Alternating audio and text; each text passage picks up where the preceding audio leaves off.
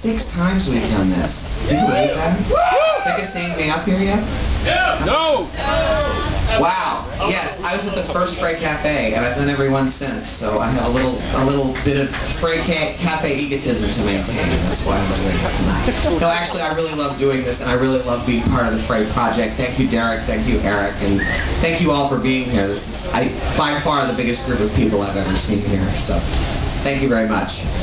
I am going to talk about something that may have perplexed or intrigued you over the years that you've known me. Many of you know who've been to this conference with me over the last 7 years that I don't drink. And you may wonder why.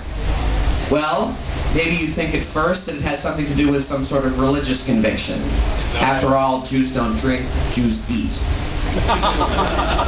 It does not. It may have something, you may think it has something to do with a history of alcoholism or other related trouble to substance itself.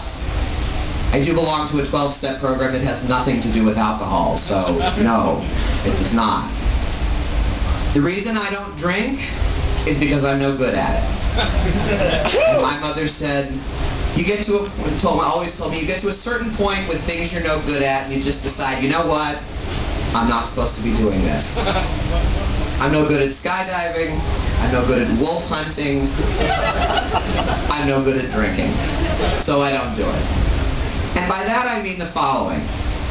The reason I'm no good at drinking is, as far as I can tell, there are 2 reasons one drinks.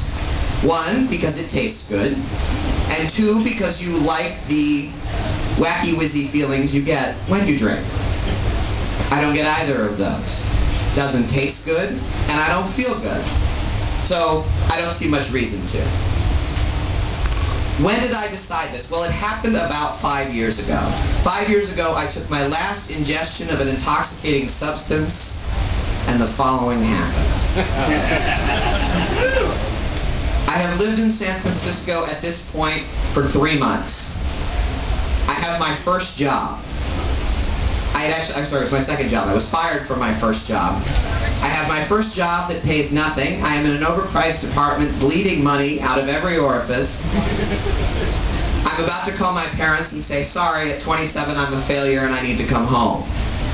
So I have this first job I desperately need to hang on to because it's paying me just a little bit. I'm in my first week at this job.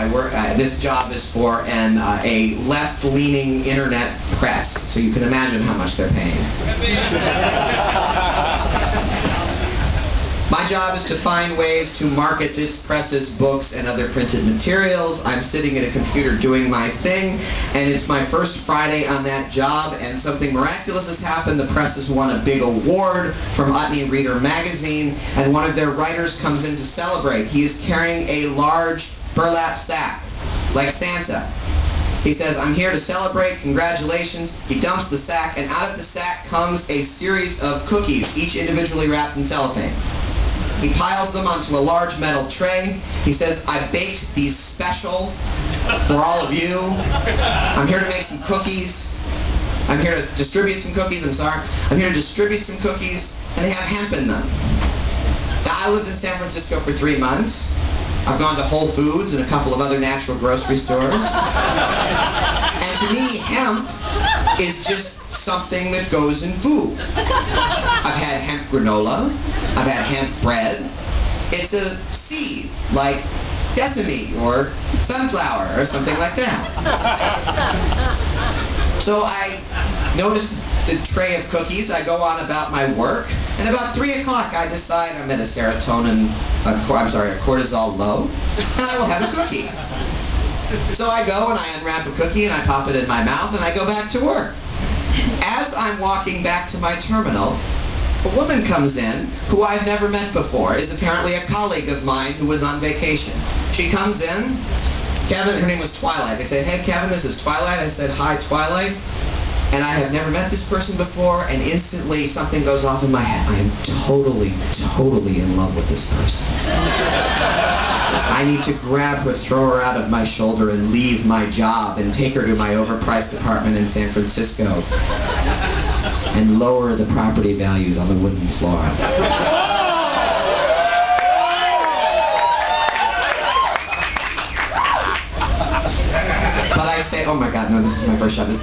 I go back to my terminal, and I'm thinking this whole time, don't stare at her, don't stare at her. Just, it's 3:30, you have an hour and a half left of work, just do your thing and go home. And so I managed not to think about her.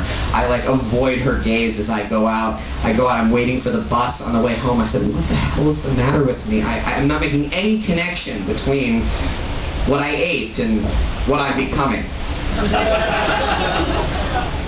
I'm waiting for the bus comes, I get on the bus that leads from the south of Market to North Beach where I live is incredibly crowded at 5 o'clock. A lot of folks from Chinatown going home, a lot of workers leaving downtown and going to North Beach. I get on the bus, I plop down, it's crowded in every direction, and I am falling in love with everybody on the bus.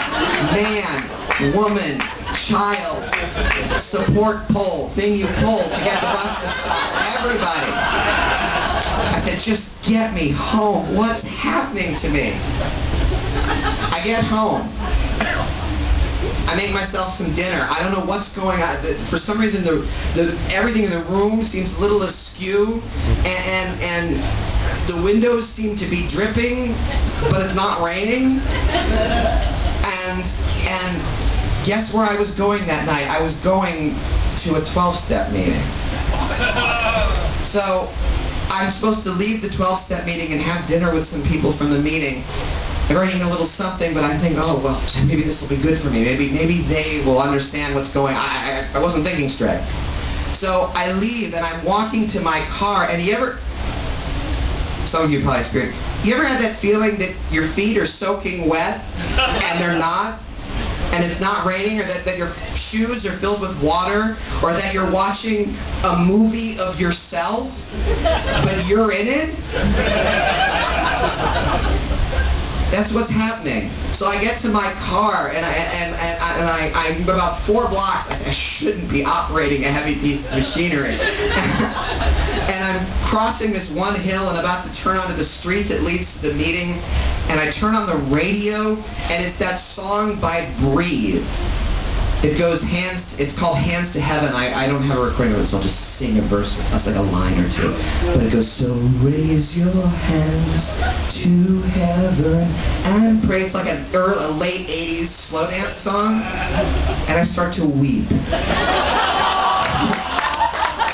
And I'm crying. And I've got one hand on the steering wheel. I'm kind of swaying. Trying to deal with this. And I hear myself say out loud, it's an anthem for our generation. And that's when it hits me. I'm about 2 blocks from the restaurant where I'm supposed to have dinner with my friends from the 12-step meeting, and then we're going to go to the 12-step meeting, and that's when it hits me. It's the cookie. It's that thing I ate 4 years ago. Or 4 hours ago, I'm sorry. That thing I ate 4 hours ago. And I'm walking to a 12-step meeting with a bunch of people trying to practice one form of sobriety or another. And all I could think to myself is, thanks to a 2-inch oatmeal cookie, I am fucking stoned. And this is what it feels like to be stoned. And I don't like it. It's no fun. You know what? And I walk in to the restaurant and I apologize to the guys and I say, I'm sorry, I have to go home. And I go home and thank God I get my car home in time, and I'm still watching the movie of me, and I get into the living room and I just sit there and I say, it'll be gone eventually. Because I don't need to see a movie of me. I try and make life movie-like enough. I don't need to add anything to it because it's exciting enough. And if it's not exciting enough, you know what? I'm probably not doing my job being a living person. So, that is why I don't drink. That is why I don't need to inject anything. Because if I can't get that feeling being here at something like this amongst all of you, well then it's not the cookie's fault, it's mine. Thank you.